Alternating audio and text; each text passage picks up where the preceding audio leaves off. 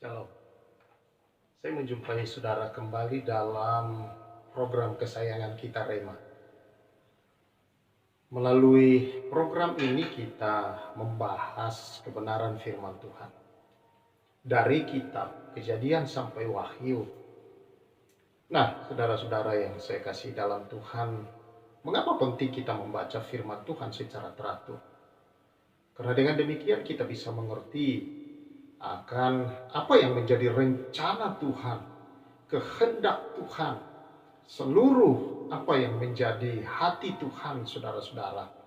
Dan dengan kita membaca seluruhnya, maka kita bisa mengerti akan kebenaran firman Tuhan secara utuh, saudara-saudara. Dan itu penting, karena firman Tuhan ini, ya seluruh Alkitab ini adalah firman Allah, yang merupakan pelita bagi kaki kita dan terang bagi jalan kita.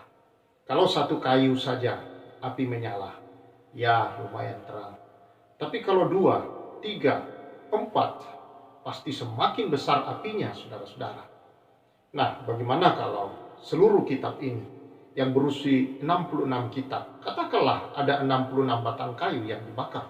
Bukankah ini sebuah api unggun yang begitu besar, saudara, dan ini menerangi seluruh perjalanan hidup kita. Nah, pengalaman yang indah, saudara-saudara, saya percaya saudara pernah mengalaminya. Ya, paling tidak mungkin ada di antara kita pernah mengalaminya lah. Demikian. Satu kali, saudara-saudara, di sebuah tempat, seseorang tersenyum kepada saya. Lalu kemudian saya membalas senyum dengan sumringah, saudara-saudara tersenyum. Tapi kemudian saya berpikir dalam hati, siapa ya yang senyum sama saya itu?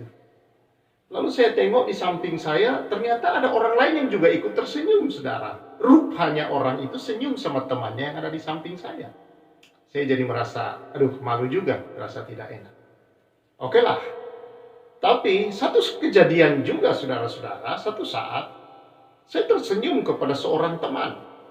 Lalu kemudian teman itu rupanya tidak melihat ke saya sebenarnya. Ya. Lalu orang yang ada di sampingnya tersenyum kepada saya. Tapi kemudian orang itu berpikir, siapa ya? Kok kayaknya tidak kenal. Lalu dia nengok ke sampingnya dan dia kemudian saya angkat tangan dada-dada. Lalu teman saya di samping dia itu ternyata tersenyum dengan cara angkat tangan juga. Nah, saudara, apa yang terjadi dengan demikian? Perasaan tidak enak.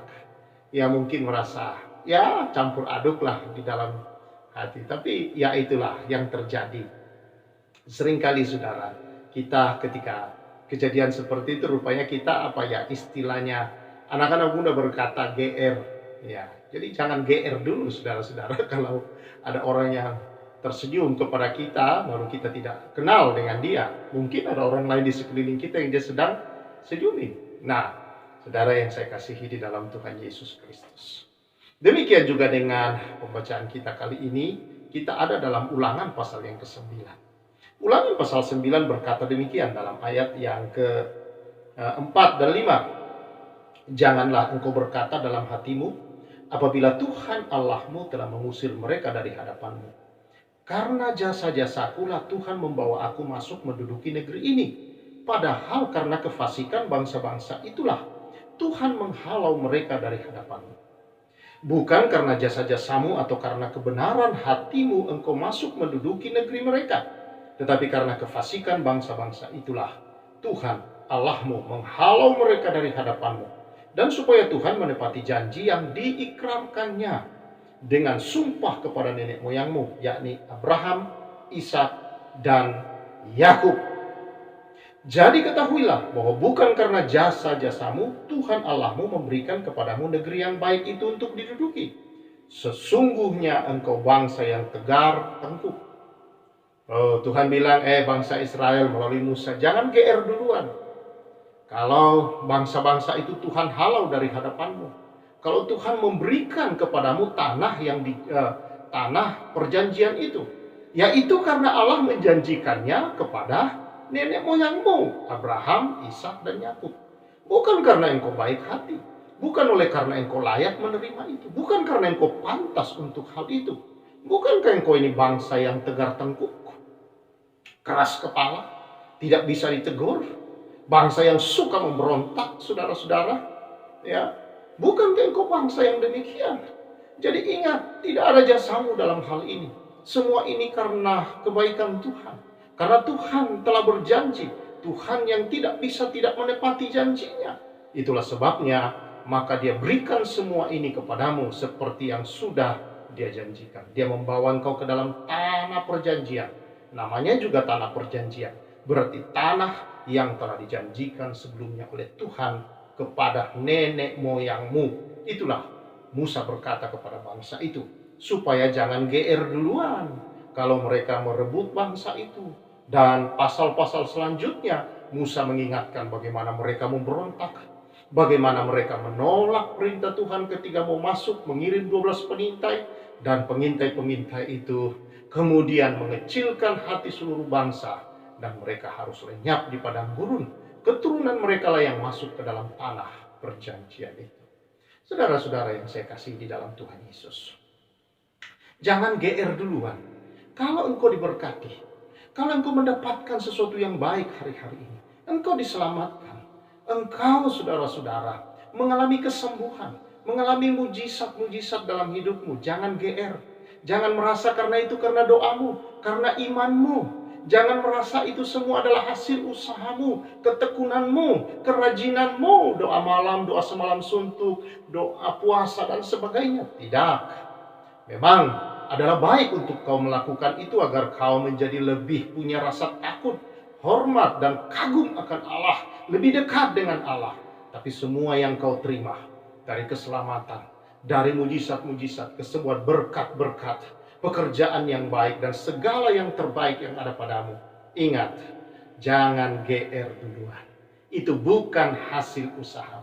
Itu adalah semata-mata karena Allah telah berjanji kepada nenek moyang kita secara rohani, yaitu Abraham, Ishak dan Yakub, dan melalui korban Yesus Kristus di atas kayu salib kita menerima, saudara mendapatkan semua itu. Saudara menerima semua itu oleh karena Dia Allah yang setia untuk menepati janjinya. Dia tidak bisa tidak menepati janji itu, saudara-saudara. Walaupun saudara dia tahu, engkau seringkali adalah tegar tengkuk, keras hati. Kadangkala engkau mengkhianati Tuhan dalam hidupmu. Tetapi Tuhan bukanlah pengkhianat. Dia tetap adalah Allah yang setia. Walau engkau tidak setia, Dia selalu setia terhadap saudara. Dia mengasihi engkau. Engkau rasa atau tidak, kasih-Nya tetap sempurna dalam hidupmu. Karena itu, jangan GR duluan saudara-saudara. Dan lakukanlah yang terbaik. Biarlah engkau mengucap syukur dalam hidupmu. Biarlah engkau semakin menyembah Allah. Dan biarlah engkau semakin berbuat baik dalam perjalanan hidupmu. Sebagai bukti iman syukurmu kepada Tuhan.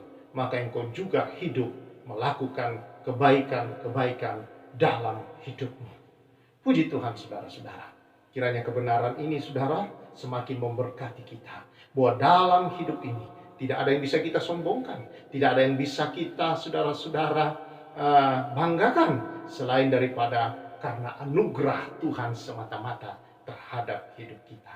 Kebanggaan kita adalah anugerah Tuhan yang luar biasa. Yang melayakkan, yang memantaskan kita untuk menerima itu semua. Yang memberikan karena kasih-Nya, karena kebaikan-Nya. Bukan jasa kita, bukan kebaikan. Bahkan kesalehan, kebaikan kita di dalam tangan Tuhan itu seperti kain kotor. Tetapi karena kasih karunia-Nya, Dia menganugerahkan yang terbaik buat hidup saudara dan saya.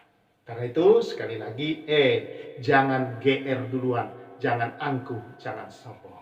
Karena firman Tuhan berkata bahwa kesombongan, keangkuhan, awal kehancuran. Dan orang yang berbuat jahat terhadap sesamanya, kejahatan tidak akan pernah berakhir dari pintu rumahnya. Karena itu saudara-saudara yang saya kasihi, berbuatlah yang baik, lakukanlah yang baik, tempuhlah jalan yang baik, tempuhlah jalan yang benar.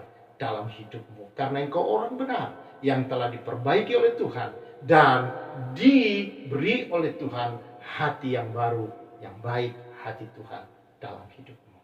Kiranya firman Tuhan memberkati kita semua, dan biarlah senantiasa dalam seluruh kehidupanmu engkau senantiasa sadar bahwa semua karena kebaikan Tuhan semata-mata. Amin. Tuhan menyertai saudara, Tuhan memberkati kita semua. Saya Pastor Samuel menyampaikan salam restorasi.